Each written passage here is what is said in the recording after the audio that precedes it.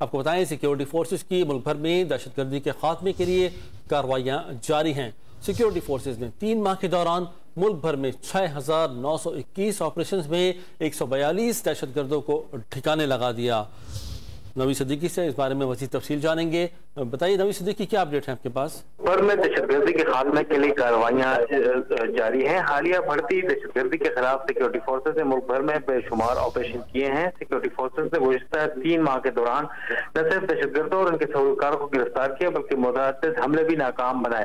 مجموعی طور پر ملک بھر میں 6,921 آپریشن کے دوران 142 دہشت گردوں کو ہلاک جبکہ 1,007 کو گرفتار کیا گیا۔ خیبر پختونخوا میں 1960 آپریشن میں 1516 ایریا ڈومینیشن آپریشن، 301 انٹیلیجنس بیس آپریشن کیے گئے ہیں جبکہ 98 دہشت گردوں کو ہلاک اور 540 کو گرفتار کیا گیا ہے، جبکہ بلوچستان میں 3,414 آپریشن میں 2,980 ایریا ڈومینیشن آپریشن میں 67 انٹیلیجنس بیس آپریشن کیے گئے ہیں اور ان میں جو ہلاک دہشت گرد 112 کو گرفتار کیا گیا ہے جبکہ 40 دہشت گردوں کو ہلاک کر دیا گیا ہے۔ سندھ میں 752 انٹیلیجنس بیس آپریشن ہوئے ہیں جبکہ پنجاب میں 165 انٹیلیجنس بیس آپریشن کیے ہیں۔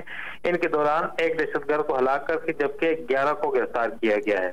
بہت شکریہ آپ کا نوید صدیقی، تفصیل سے آگاہ کرنے